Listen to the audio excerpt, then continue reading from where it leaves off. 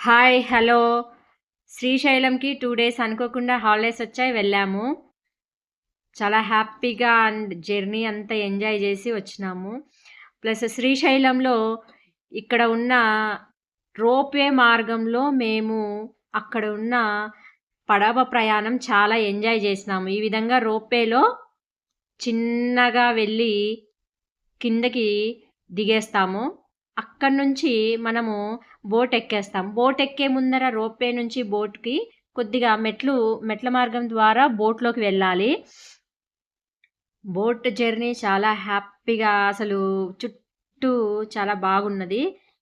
ఆ చిన్న short video ద్వారా మీకు కూడా ఇవన్నీ చూపిద్దాము అనే నా ఉద్దేశంతో చిన్న షార్ట్ వీడియో చేశానండి. చాలా బావుంది. ఈ రోప్‌వే దాదాపు మనకు ఒక 7-8 మినిట్స్ నడుస్తుంది. భయపడాల్సిన అవసరం కూడా లేదు.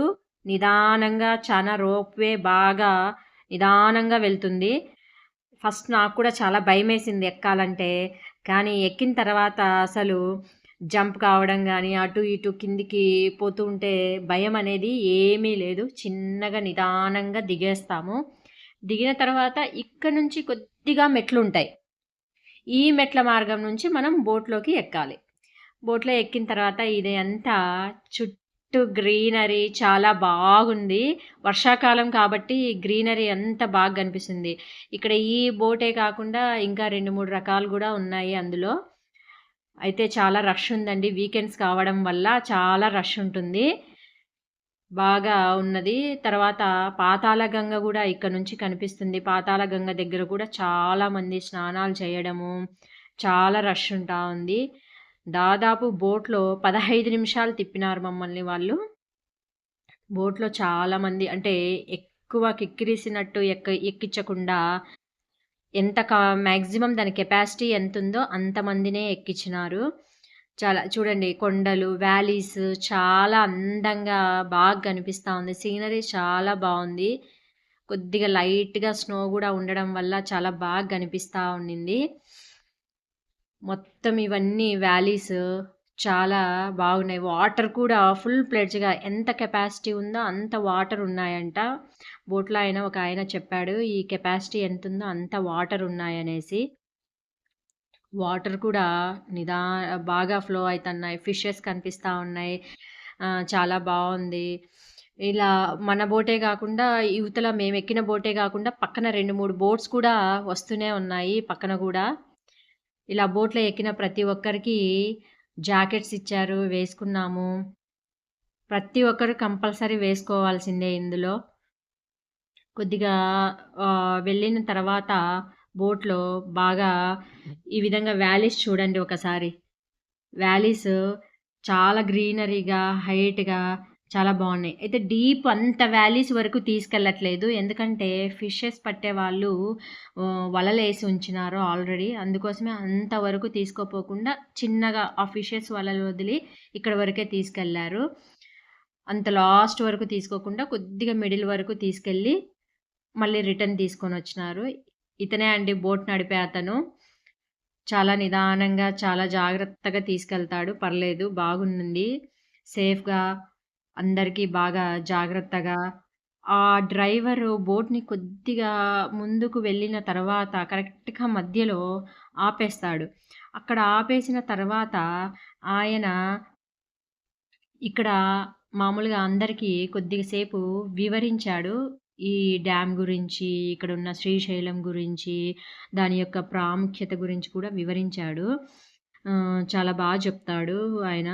ఈ విధంగా వ్యాలీస్ ఇవన్నీ చూస్తా ఉంటే చాలా బావుంది. ఆయన చెప్పిన దాని ప్రకారము అయితే శ్రీశైలంలోకి ఎంటర్ అయ్యే ముందరే సాక్షి గణపతి దగ్గర మన అటెండెన్స్ వేపించుకొని రావాలంట. ఎందుకంటే గణపతి దేవుడుగా మనకు వాళ్ళ తండ్రి దగ్గరకు వెళ్ళి వీళ్ళు శ్రీశైలం వచ్చారు అనేసి చెప్తాడంట. కంపల్సరీ మనం అక్కడ మీరు హాజరేపించుకొనొచ్చి శ్రీశైలం వస్తుండండి అని చెప్పాడు.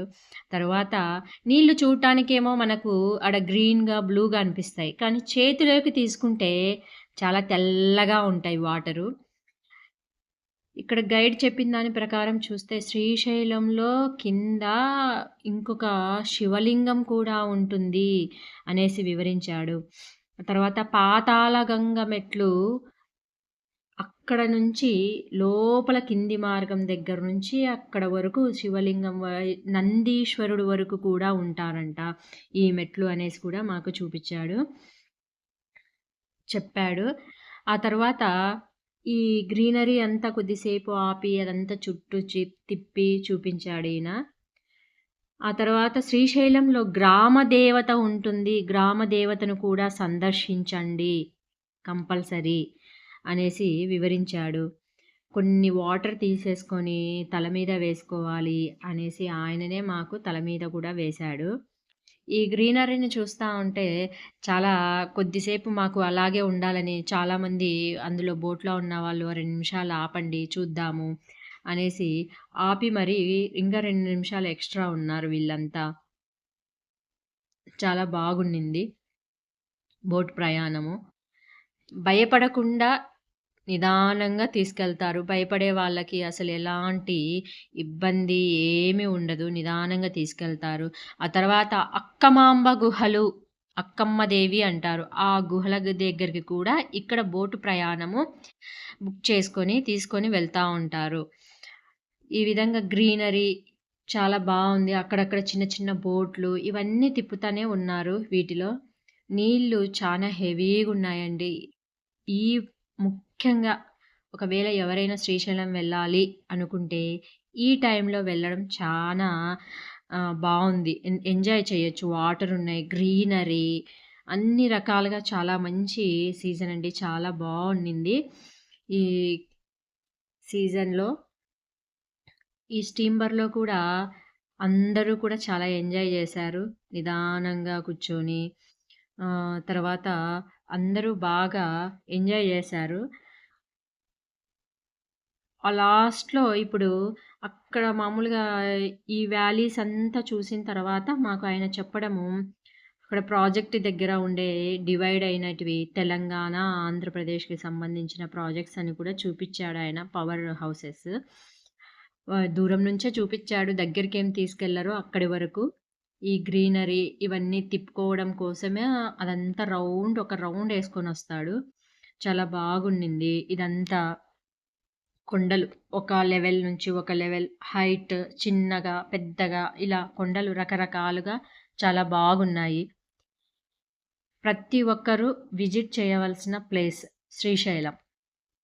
అక్కడ చాలా పిల్లలు దేవుడు భక్తి, మల్లికార్జున స్వామి, భ్రమరాంబికాదేవి ఇలా అందరిని చూడొచ్చు. ఇదే అంటే మాకు గైడ్, ఆయననే డ్రైవరు, ఆయననే గైడ్. శ్రీశైలం గురించి వివరించింది ఈయననే. చాలా చక్కగా చెబుతాడు. అన్ని విషయాలు తెలియజేస్తాడు. ఒక 5-7 మినిట్స్‌లోనే మనకన్ని విషయాలు తెలియజేస్తాడు ఈయన. ఆ తర్వాత ఇది అంతా ఈ విధమైన ఇంగ రౌండ్ తిప్పుకొని ఇలా తీసుకొస్తాడు. అక్కడ దూరంగా మీకు కనిపించేదే ప్రాజెక్ట్, శ్రీశైలం ప్రాజెక్ట్. ఇటువైపు యెల్లో కలర్ కనిపించేది తెలంగాణ, అటువైపు ఉన్నది మన ఆంధ్రప్రదేశ్ పవర్ హౌసెస్. అవన్నీ కూడా ఆయన ఎక్స్‌ప్లనేషను చాలా చక్కగా చేశాడు. తెలియని వాళ్ళకి, దూరం నుండి వచ్చి తెలియని వాళ్ళకి ఈయన చాలా చక్కగా శ్రీశైలంలో ఉన్న ప్రాముఖ్యతలను, ప్రాజెక్ట్స్‌ని అన్నీ తెలియజేస్తాడు. అంతేకాక ఇంకా ఏమేమైనా చూడాల్సిన ప్రదేశాలున్నాయా, వాటి గురించి కూడా అందరూ అడిగి తెలుసుకున్నారు. ఇంకా ఎక్కడికెక్కడికి వెళ్ళొచ్చు, చూడొచ్చు, ఈ విధంగా ప్రతి ఒక్కటి కూడా తెలుసుకునే విధంగా అందరూ అడిగి తెలుసుకున్నారు. ఆయన కూడా చాలా చక్కగా చెప్పాడు. దూరంగా కనిపించేది పాతాళగంగ. చాలా రష్ ఉంది చూడండి ఆడ. అందరూ అక్కడ దిగి ప్రతి ఒక్కరు మ్యాక్సిమం వెళ్ళిన సగం మంది అన్నా కనీసం అందులో వెళ్ళి స్నానం చేసి మునిగి వస్తంటారు. అదే పాతాళగంగ. చాలా రష్ ఉంది. అక్కడ కూడా చిన్న బోట్స్ ఉన్నాయి. కానీ అక్కడి వరకు నేను వెళ్ళలేకపోయాను. ఇంకా తర్వాత ఈ విధంగా చాలా వాటర్ ఉండడం వల్ల బోట్ వస్తుంటే వాటర్ కూడా అలలు అలల్లాగా బాగా పైకి లేస్తూనే ఉన్నాయి. చాలా బాగుండింది ప్రయాణము.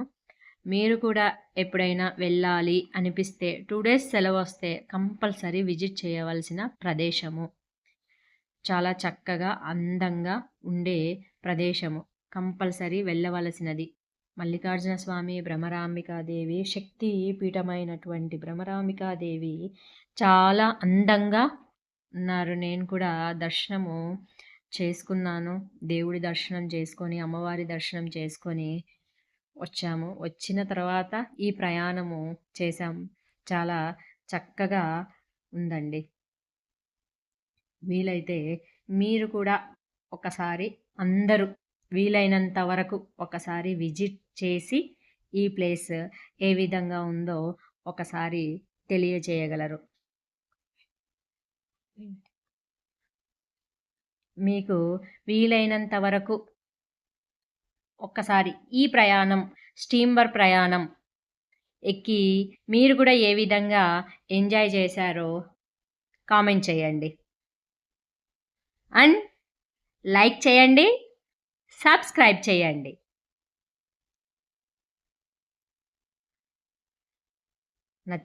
మీకు నచ్చితే వీడియో ఒకసారి లైక్ చేయండి. చాలా చక్కనైన ప్రదేశము, నాకు నచ్చింది. 2 days హాలిడేస్ ఎంజాయ్ చేసినాం. ఓకే అండి. ఇలా స్టీమర్లో ప్రతి ఒక్కరు కూడా ఎంజాయ్ చేస్తా చాలా బాగా ఉన్నారు. చాలా ఎంజాయ్ చేశారు ప్రతి ఒక్కరు కూడా. నాకు తెలియనివి కూడా వేరే వాళ్ళు చెప్తూనే ఉన్నారు. ఇలా పిల్లలు కావచ్చు, పెద్దలు కావచ్చు, ప్రతి ఒక్కరు చాలా ఆనందంగా ఎంజాయ్ చేశారు.